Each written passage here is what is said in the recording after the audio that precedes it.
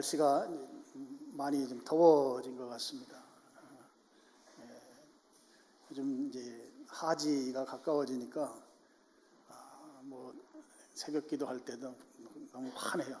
그리고 저녁에도 늦게까지 날이 굉장히 밝습니다. 우리 인사를 오래간만에 좀 한번 하고 말씀을 나눴으면 좋겠습니다. 인사말은 주님이 늘 함께 하십니다. 이런 말로 우리 앞뒤 좌우분들하고 인사를 하고 말씀 나누겠습니다.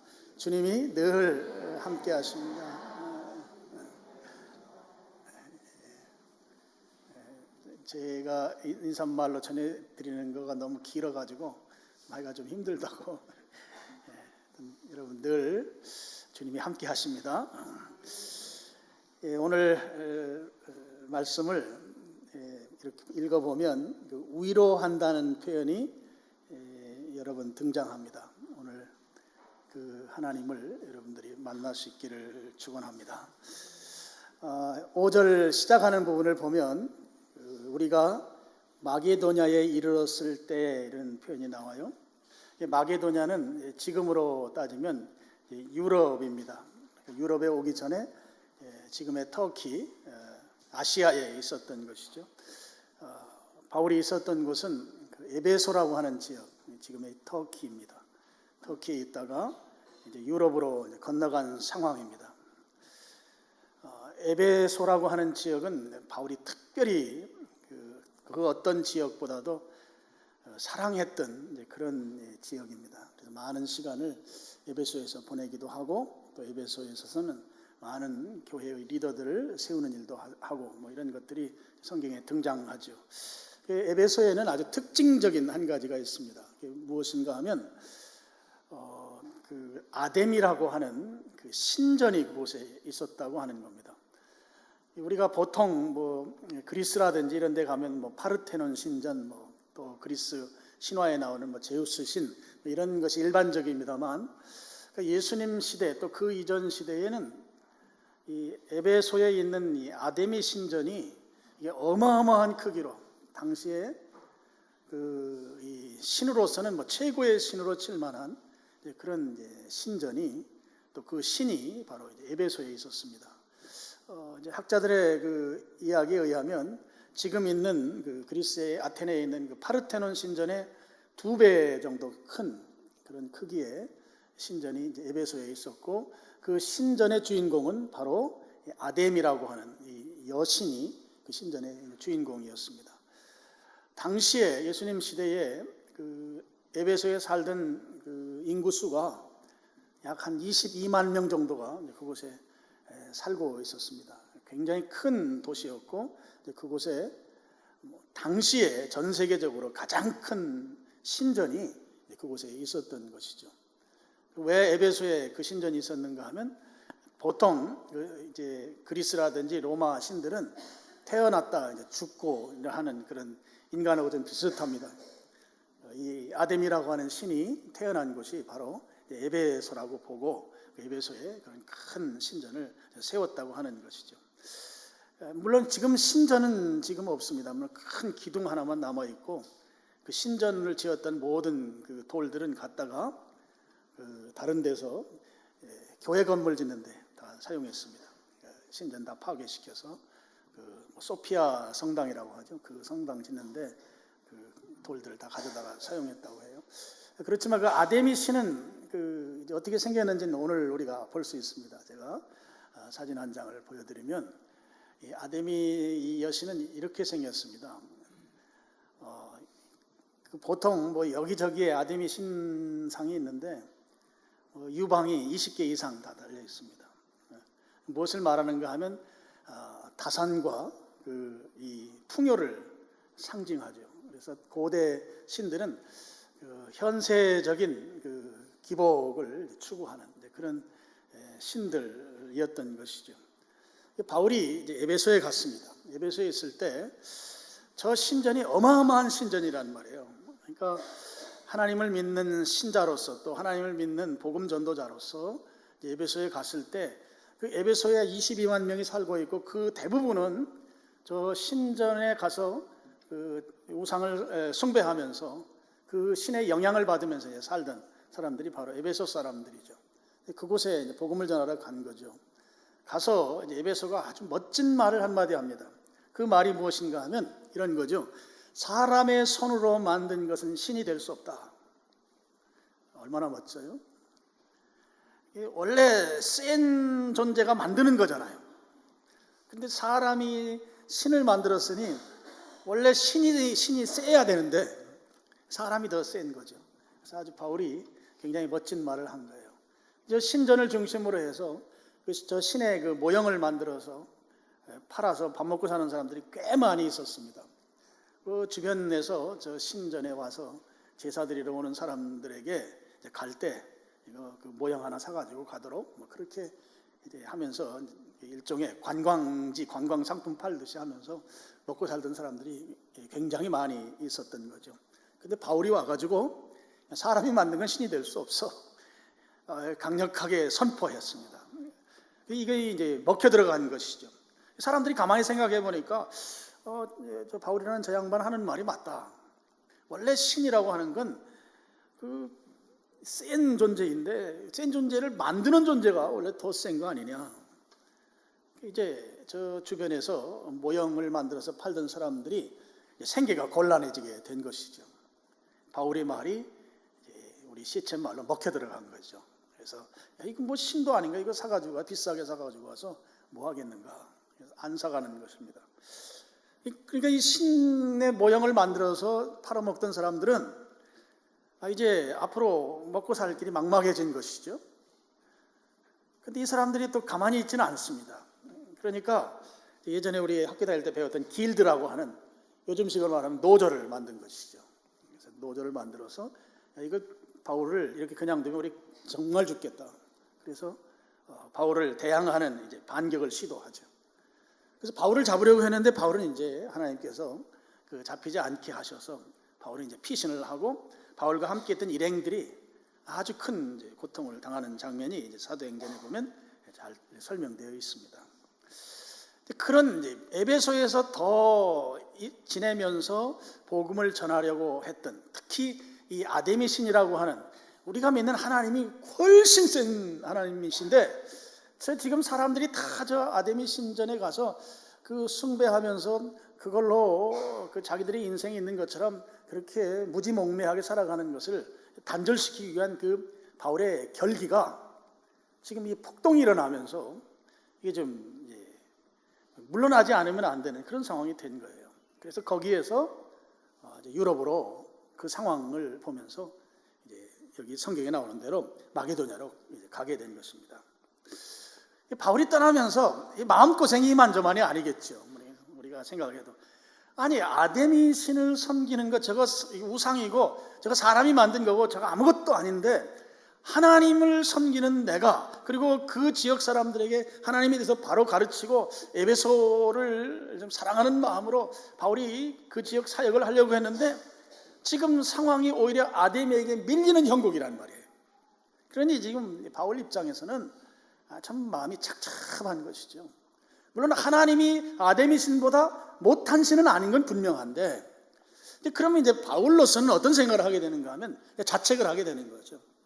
내가 하나님을 선포하고 에베소 지역의 사람들이 주께로 돌아오게 하는 일을 내가 열심히 해야 하는데 내가 무능력해서 내가 실력이 없어서 내가 영적으로 연약해서 지금 아데미 신과 관련된 사람들에게 밀리는 형국으로 마게도냐까지 오게 된 상황을 그걸 아주 이제 굉장히 힘들어하는 상황이 됐습니다.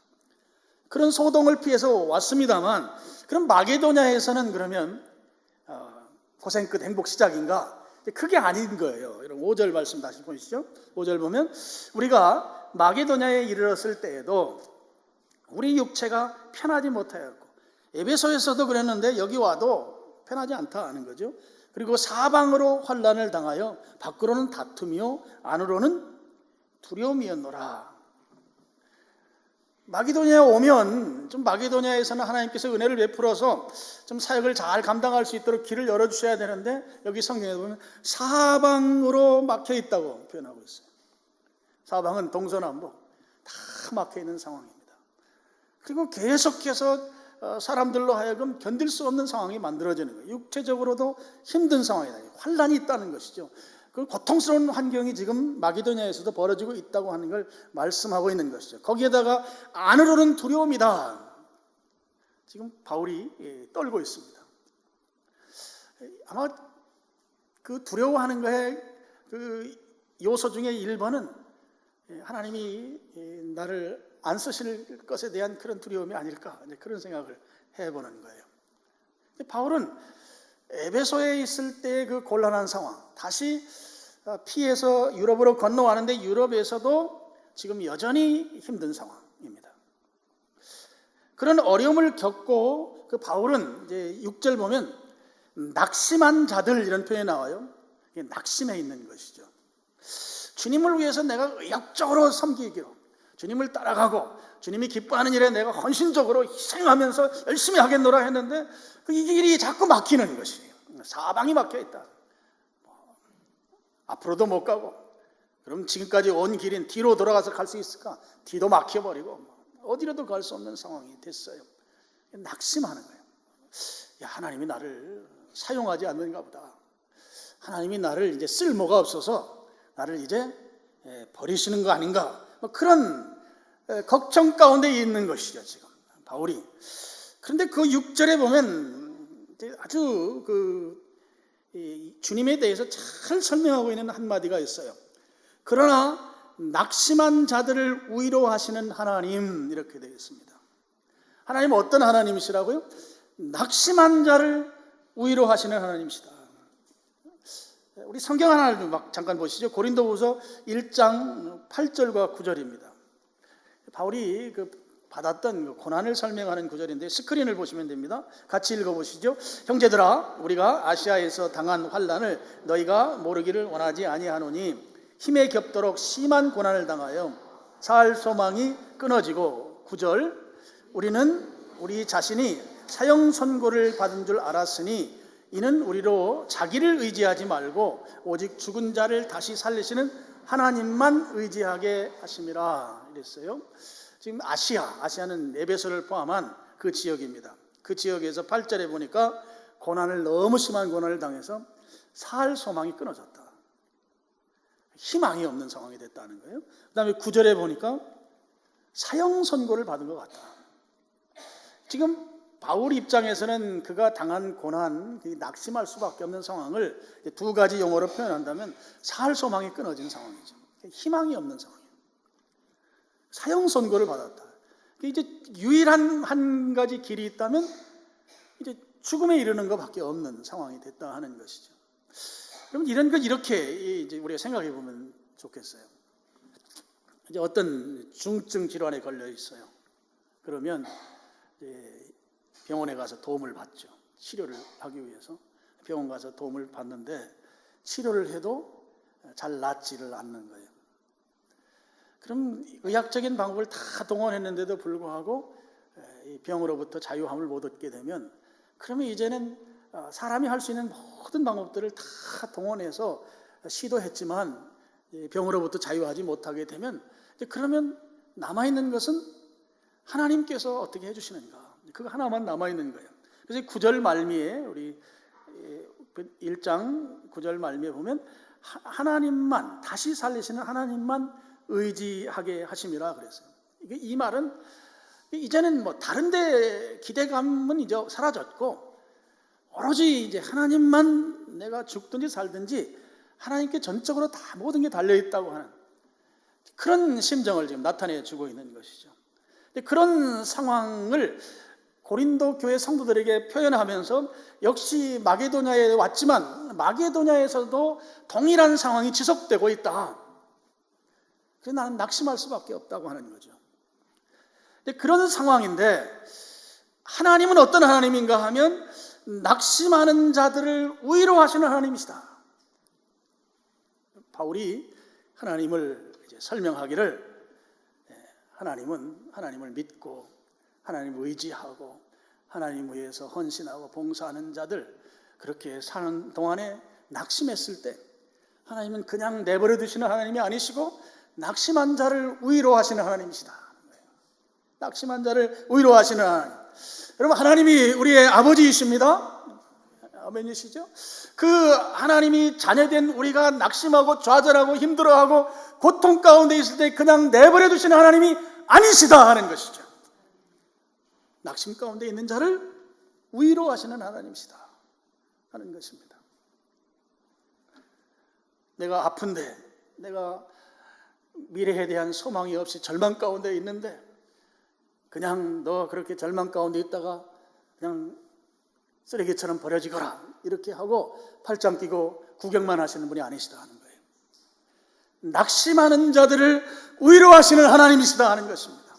오늘 우리에게 그렇게 역사하시는 하나님이신 줄 믿으시길 바랍니다. 우리를 위로하시는 하나님.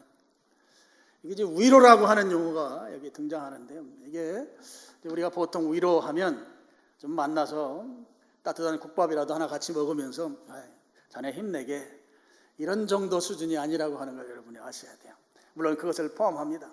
와서 등을 토닥이면서 토닥토닥하면서 힘내, 내가 기도할게, 뭐 이 정도 수준이 아니에요. 이 위로라고 하는 말이 성경에 어떻게 쓰여 있는가 하면, 여러분, 예수님께서 또 다른 보혜사를 너희에게 보내사 할 때 보혜사라고 하는 용어가 여기에 위로라고 하는 말과 같은 단어예요. 파라클레토스라는 말이에요. 이 말은 무슨 말인가 하면 두 개 단어가 합쳐졌거든요. 하나는 옆이라는 뜻이에요. 옆에, 내 가까이. 그리고 또 한 단어는 이제 부른다는 뜻이에요. 하나님이 여기 계시면서 내 옆으로 가까이 불러서 내 옆에 가까이 있는 것이 내가 피부 접촉을 통해서 하나님이 느껴지는 걸 말하는 거예요.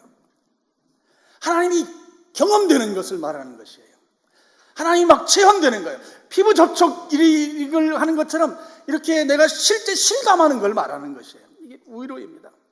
뭐 토닥이는 정도가 아니고 하나님께서 내 곁에 가까이 나를 부르셔서 내가 지금 하나님을 경험한단 말이에요. 경험. 하나님이 내가 지금 실감나는 걸 말한다는 것이죠. 막 눈에 보이는 거예요. 하나님께서 나와 함께 하시는 것이, 나의 이 어려운 권경에 처해 있는 것을 이 해결해 주시는 것이 막 눈에 실감나게 보인다는 것이에요. 하나님이 위로하신다. 원래 성경 원문에 나온 위로라는 말은 그런 뜻을 가지고 있습니다. 문자로 힘내, 내가 기도할게 하고 문자 한 번 날리고 또 그 뭐입니까, 이모티콘 막 가지고 엉덩이 실룩실룩 하는 것, 그 정도가 아니라 그 정도가. 하나님이 막 느껴지는 거예요. 느껴져요. 하나님이 나를 허깅하고 있는, 포옹하고 있는 게 막 그 따뜻함이 막 전달된단 말이에요. 확실하게 체험되는 이것을 위로하는 하나님이에요. 낙심하는 자를 위로하는 하나님. 하나님이 그렇게 하시니까 낙심하는 자리에서 일어날 수밖에 없어요. 낙심이 소망으로 바뀌는 것이죠. 그리고 오히려 하나님께 죄송한 거죠. 내가 왜 낙심하고 있었는가? 죄송한 마음까지 들 정도로 그렇게 하나님께서 확실하게 바꿔주시는 것을, 이걸 위로하시는 하나님이라 이렇게 말을 하는 것이죠. 여러분, 바울이 어떻게 그 하나님을 경험하는가를 한번 보시죠. 6절을 다시 보겠습니다. 그러나 낙심한 자들을 위로하시는 하나님이 디도가 옴으로 우리를 위로하셨으니, 디도라고 하는 이 디도는, 이 바울이 자기가 아들처럼 여긴 사람이 성경에 2명 나와요. 그 중에 하나가 이제 디모데고 또 한 사람이 디도인데요. 1장 4절에, 디도서 1장 4절에 나오죠. 믿음의 아들입니다. 둘의 성품을 보면 디모데는 조금 부드러워요. 근데 이 디도는 좀 강합니다. 강하니까 센 데로 보낸 것 같아요. 고린도 교회로.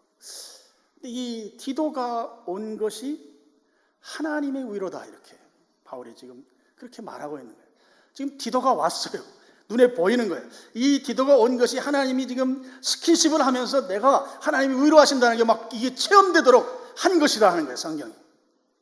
그럼 이 디도가 왔다고 하는 것이 무엇을 말하는가 하면, 여러분, 디도는 아시아에 있을 때 고린도 교회에 바울이 편지를 써서 그 편지를 들고 가서 고린도 교회 성도들을 만나서 편지를 읽어주고 좀 신앙 안에서 잘 자라도록 권면하고 다시 돌아왔으면 좋겠다. 그래서 디도가 고린도 교회에 심부름으로 파송받아서 갔던 것이죠. 갈 때, 자, 우리가 이렇게 앞으로 선교지를 돌아볼 건데, 지금 에베소에서 그 다음에 저 드로아로 갈 거야. 드로아는 이제 유럽으로 넘어가는 그 지경입니다. 드로아에서 우리가 만나자. 드로아, 예를 들면 시청 앞에 있는 아무개 카페에서 커피 마시고 있을 때니까 거기 와서 만났으면 좋겠다. 그렇게 약속을 한 것이에요. 근데 지금 바울은 어떤 상황인가 하면 에베소에 있다가 사람들이 폭동이 일어나면서 도저히 거기 계속 더 있을 수 없으니까 드로아에서 디도를 만나기로 한 약속을 어기고 지금 유럽으로 이미 넘어와 있어요. 근데 말씀드린 대로 디도는 조금 성격이 강합니다. 강한데 당시는 오늘날처럼 SNS가 발달한 때도 아니고 통신이 활발할 때도 아니니까 드로아에 갔다가 커피숍에서 기다리는데 바울이 안 나타나는 거예요. 저제나 이제나 하면서 기다리는데 안 오면 이 디도도 좀 욱하는 게 있단 말이죠. 내가 참 사람 믿을 게 아니야. 내가 그동안 열심히 내가 도와줬는데 이 약속을 이렇게 깨나 하면서 디도가 집으로 가버릴지도 모르는 그런 상황들을 아마 바울은 생각하지 않았을까 싶어요. 그 드로아에 기다리지 않고 그냥 유럽으로 가버린 상황이니까 이 바울 입장에서는 그 디도가 그쪽에 그냥 어떻게 갔다가 거기에서 나를 만나지도 못할 게 분명하고 이거 굉장히 속이 상하고 열받쳐가지고 앞으로 나를 두 번 다시 안 본다고 하면 어떡할까 이런저런 생각들. 그런데 유럽에 지금 와 있단 말이에요. 마게도냐에 와 있는데 거기에 누가 나타난 거예요? 디도가 나타난 거예요. 불가능한 일이 나타난 것이죠.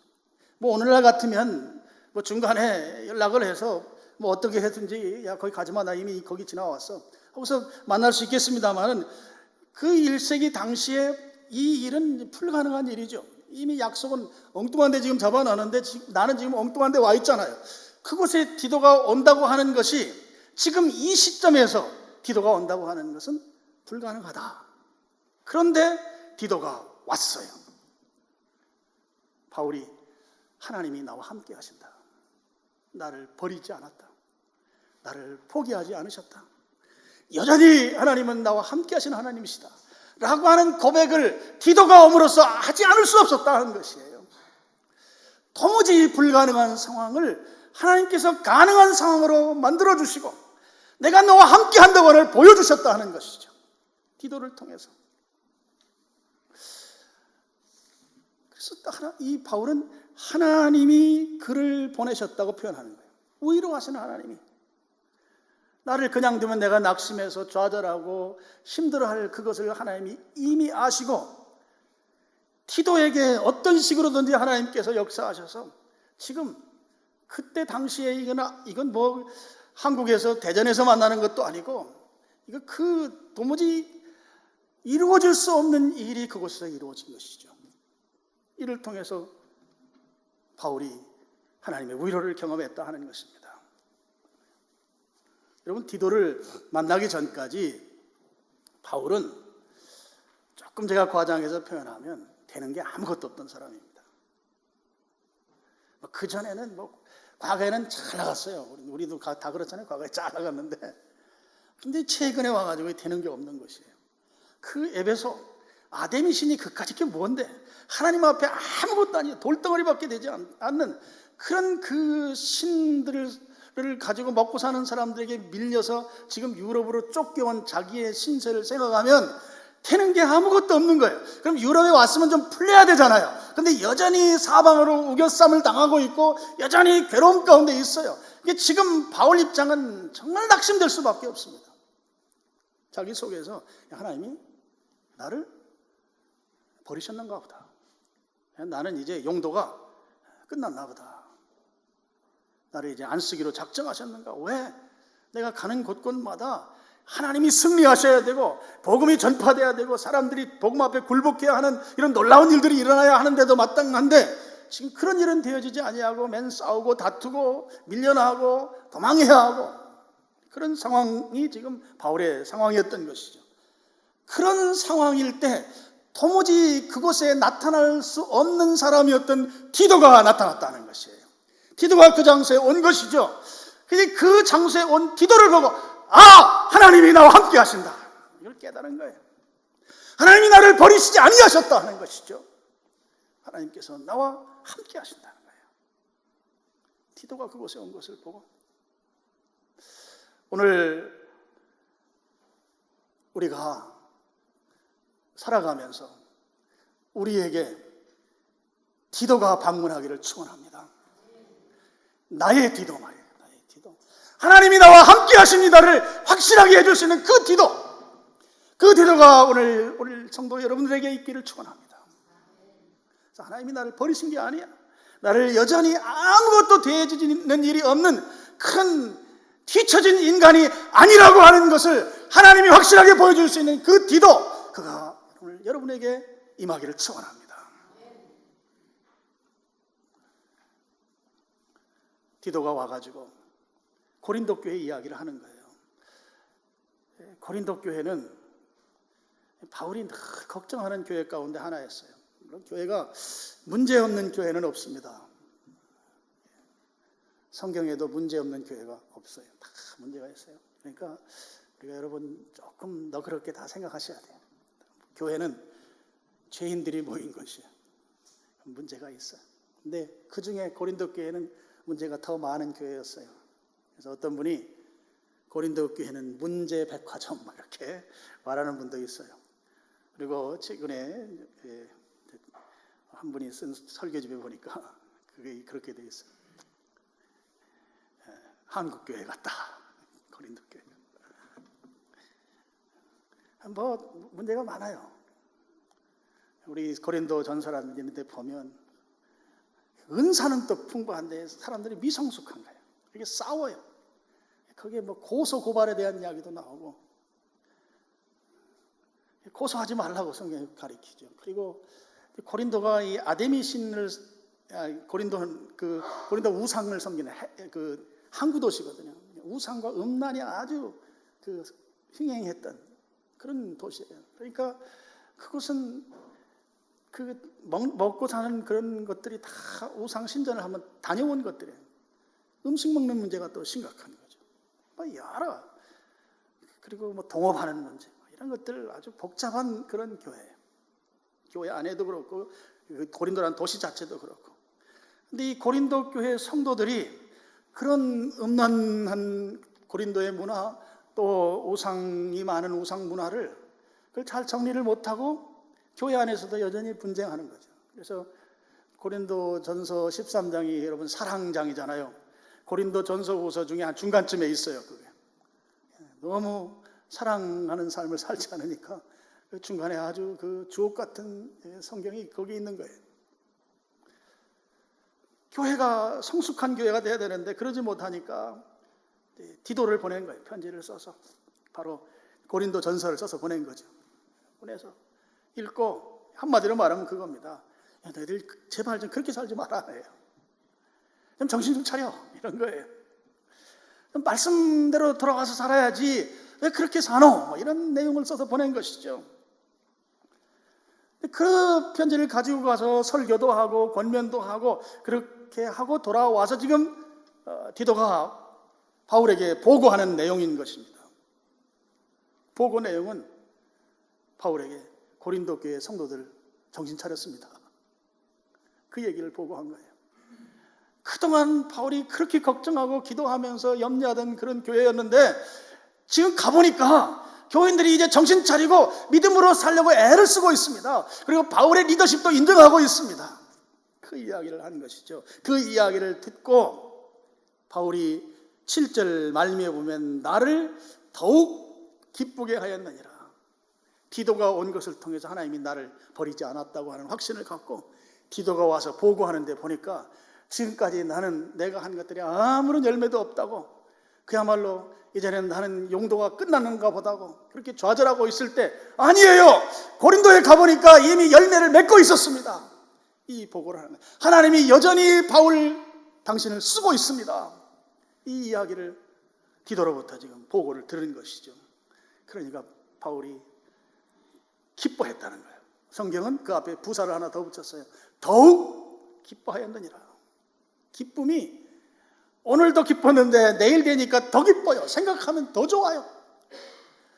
하나님이 나를 안 쓰시는 줄 알았는데 내가 하는 것들이라고 되는 일이라고는 아무것도 없는 것처럼 여겼는데 디도가 온 것을 보니 하나님이 나를 버리지 않으셨네요. 디도가 와서 고린도 교회의 그 상황을 보고하는데 고린도 교인들이 정신 차리고 믿음대로 사네요. 열매가 있네요. 하나님이 나를 쓰신다. 기쁜 거예요. 하나님이 나를 버리지 않은 것이, 하나님께 나를 다시 쓰시고 열매를 맺고 있는 게 너무너무 좋은 거예요.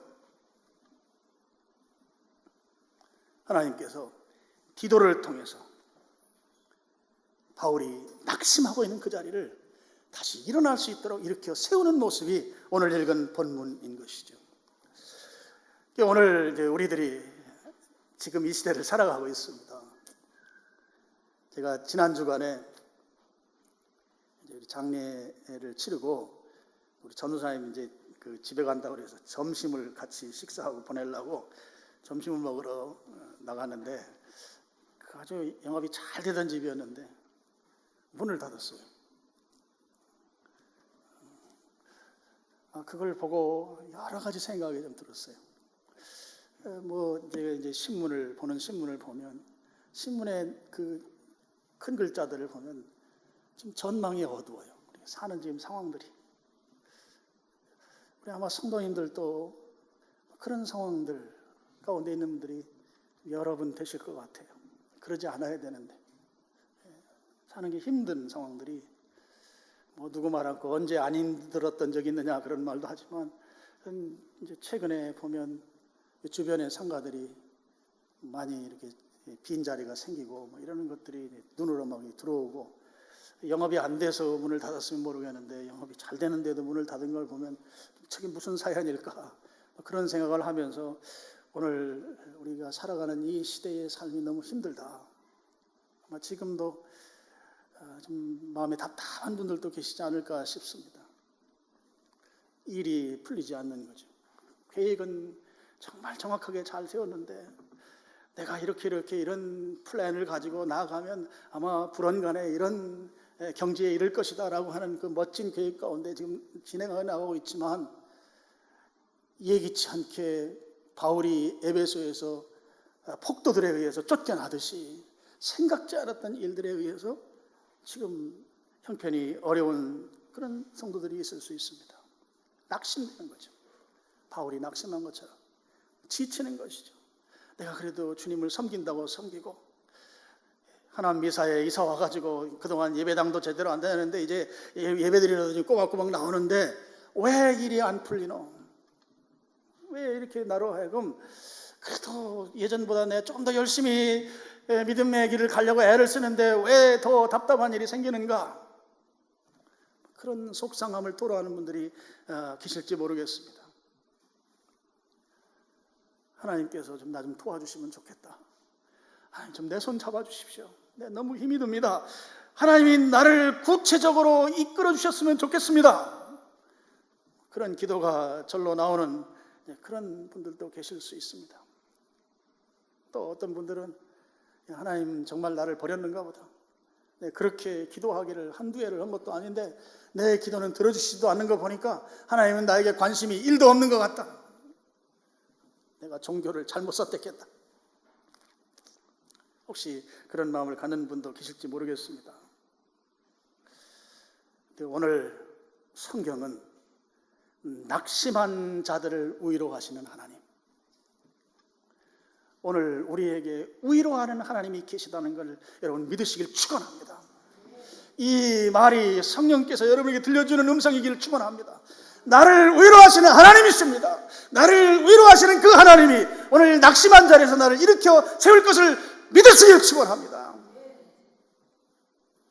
하나님의 위로는 말 한두 마디 하고 끝나는 위로가 아니에요. 그냥 문자나 날려서 그냥 내가 이런 마음 가지고 있다고 하는 걸 그냥 동의나 얻을 정도의 수준의 그런 하나님의 위로가 아니에요. 하나님은 구체적으로 내가 피부로 느낄 수 있도록 확실하게 나를 위로하시는 하나님이시죠.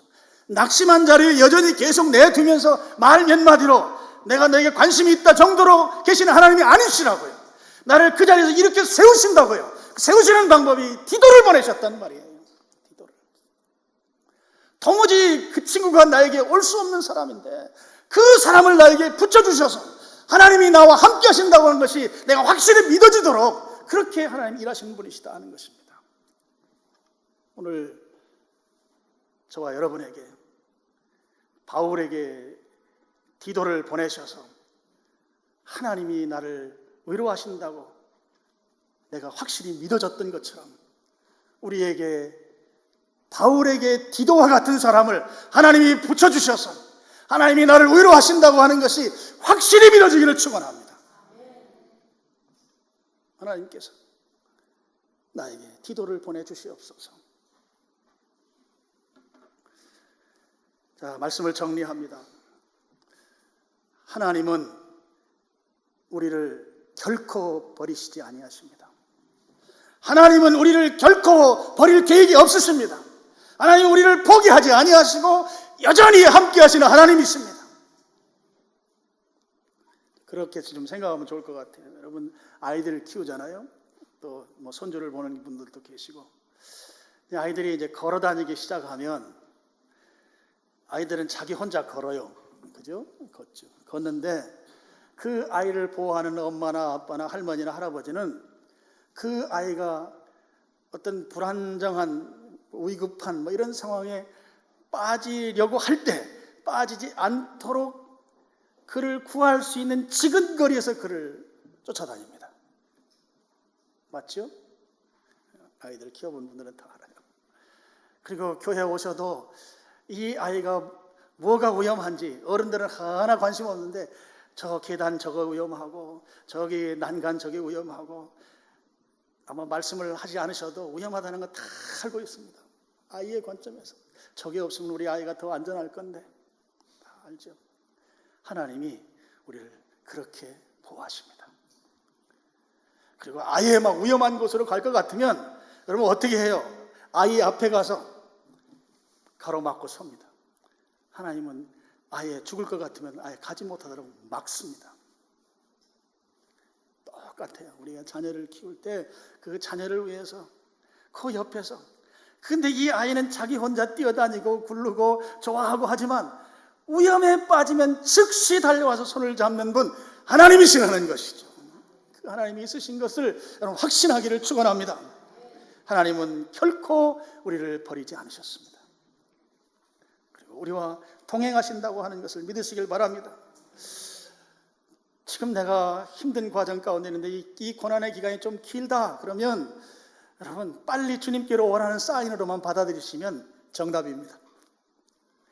지금쯤이면 내 이 고난의 시기가 끝나야 하는데 왜 나는 이렇게 길게 이 고난이 가고 있는가? 주님이 가까이 두고 싶어 하셔서 그러시는 것이에요. 주님께로 빨리 와서 손을 들면 돼요. 내가 지금 자꾸 내 손으로 뭘 하려고 하니까 이렇게 길어지는 것이죠. 주님 앞에 손 들고 고난의 기간이 길면 빨리 와서 항복하세요. 주님 앞에.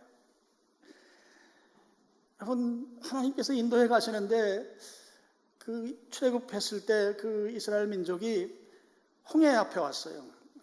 이게 그냥 일반적으로 생각하면 이게 하나님이 하실 일이 아니잖아요. 앞이 막혔단 말이에요. 앞이. 하나님이 앞을 막아놨어요. 근데 그 홍해 물만 보고 이스라엘 민족은 막 화를 내고 짜증을 내고 막 원망하고 하잖아요. 근데 하나님은 그 물 밑으로 도로를 내고 계신 거예요. 나는 내 눈에는 보이지 아니하지만 하나님은 그 물 밑으로 아스팔트를 만들고 계시단 말이죠. 그 하나님을 신뢰하자는 말이에요. 지금 내 앞에 홍해와 같이 도무지 이제 꼼짝없이 죽었구나. 아니에요. 안 죽어요. 하나님이 도로를 만들고 계시기 때문이에요. 안 죽습니다. 이 말씀의 결론입니다. 하나님의 위로는 완벽하다 하는 것입니다. 하나님의 위로는 완벽합니다. 7절 마지막 부분에 나를 더욱 기쁘게 하였느니라. 사람의 위로는 완벽하지 못합니다. 하나님의 위로는 내가 기뻐요. 이게 진짜 내 위로구나 이렇게 믿어져요. 근데 사람의 위로는 때에 따라서는 위로한다고 와서 하는 말이 내 염장을 지르는 경우도 있어요. 욥의 친구들처럼 와서 위로한다고 하는 말이 막 내 자존심을 확 다 긁어놓는 경우도 있어요. 근데 하나님은 그렇게 하시지 않으세요. 하나님께서 디도를 보내셔서 하나님이 너와 함께 한다. 그리고 디도의 그 사역 보고를 통해서 야, 너 지금 좌절하지 마라. 내가 너를 지금 쓰고 있잖아. 열매가 있다고. 내가 여전히 너를 사용하고 있다고 하는 확실한 증거를 보여줄 때 나는 더욱 기뻐했다는 것이죠. 이게 하나님의 위로입니다. 사람은 가끔 가다가 위로한다고 하는 한 마리가 나를 열받치게 하는 경우가 있지만 하나님은 아니에요. 하나님은 완벽해요. 나에 대한 위로가 완벽해서 그 위로의 순간에 내가 기뻐진다고요. 기뻐요. 여러분, 그런 하나님의 위로가 오늘 여러분들에게 있기를 축원합니다.